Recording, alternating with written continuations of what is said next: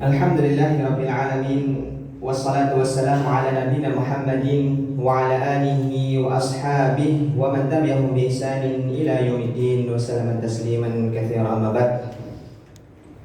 Bapak-bapak yang semoga dirahmati Allah Subhanahu wa taala. Pada kesempatan kali ini insyaallah kembali kita lanjutkan pembacaan hadis kita yang kita ambil dari kitab Riyadhus Shalihin karya Imam An-Nawawi rahimahullahu taala. Alhamdulillah kita telah sampai pada bab yang ke-13, yaitu tentang banyaknya jalan kebaikan. Dan kita telah sampai pada hadis yang ke-9. Hadis ke-9 ini diriwayatkan oleh Abu Hurairah radhiyallahu anhu dari Nabi Muhammad sallallahu alaihi wasallam. Beliau bersabda, "Man ghada ila al-masjid aw raha a'adda Allahu lahu fil jannati nuzulan kullama ghada aw raha." Muttafaqun alaih. Barang siapa pergi ke masjid di waktu pagi atau sore hari, maka Allah Subhanahu wa taala menyediakan untuknya hidangan surga setiap kali ia pergi di waktu pagi atau sore. Muttafaqun alaih. Jamaah rahimani wa rahimakumullah. Hadis ini menjelaskan tentang keutamaan mendatangi masjid Allah Subhanahu wa taala, yaitu siapa yang datang ke masjid atau pergi darinya. Dan asal kata ghoda di sini itu adalah datang di awal waktu ataupun di awal siang. Adapun roha atau rah yaitu datang di waktu sore. Nabi Muhammad SAW menjelaskan siapa saja yang datang ke masjid maka ia akan mendapatkan pahala berupa Allah Subhanahu wa taala akan siapkan kepadanya hidangan di surga. Dan hidangan ini jamaah, hidangan ini adalah sebaik-baik hidangan, yaitu hidangan dari surga yang Allah Subhanahu wa taala sediakan untuk hamba-hambanya yang beriman kepada Allah Subhanahu wa taala.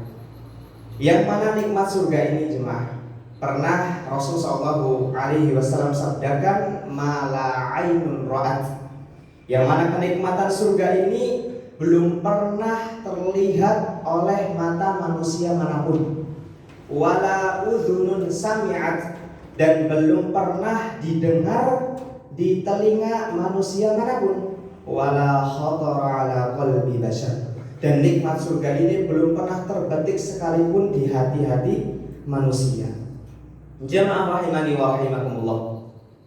Dan surga ini kebaikannya berlipat ganda lebih baik daripada dunia ini.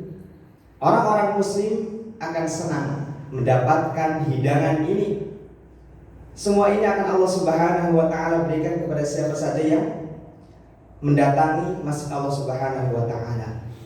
Dan kita tahu jemaah, masjid ini adalah tempat manusia melakukan ketaatan kepada Allah Subhanahu wa taala. Dan masjid pula adalah tempat yang paling Allah Subhanahu wa taala cintai. Sebagaimana Rasulullah SAW pernah bersabda, "Ahabbul biladi ilallahi masajiduha." Dan masjid adalah tempat yang paling Allah Subhanahu wa taala cintai dari suatu negara. Dan masjid ini juga merupakan rumah Allah Subhanahu wa taala. Maka siapa saja yang datang kepadanya, maka akan Allah Subhanahu wa taala jadikan sebagai tamunya. Maka Allah pun akan muliakan ia sebagaimana tamu yang lainnya. Dan jemaah, hadis ini tidak terikat dengan datangnya seseorang ke masjid untuk melaksanakan sholat fardu. Namun walaupun sholat fardu ini merupakan perbuatan yang paling mulia, namun hadis ini tidak terikat dengan datangnya manusia ke masjid untuk melakukan sholat fardu.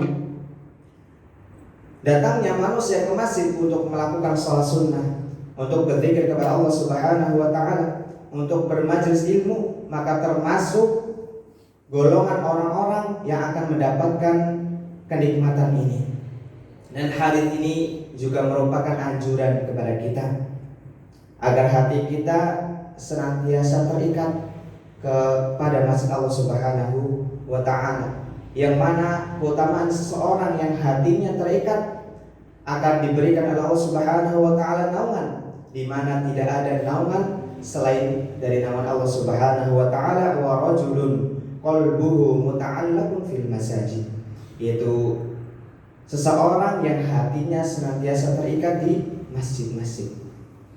Maka hendaklah kita setelah mendengar hadis ini lebih semangat lagi untuk senantiasa mendatangi masjid Allah Subhanahu wa taala untuk melakukan ketaatan kepadanya, dengan harapan kita akan mendapatkan keutamaan-keutamaan yang telah disebutkan di dalam hadis ini. Sallallahu ala nabiyina Muhammad wa ala alihi wa sahbihi wasallam. Assalamualaikum warahmatullahi wabarakatuh.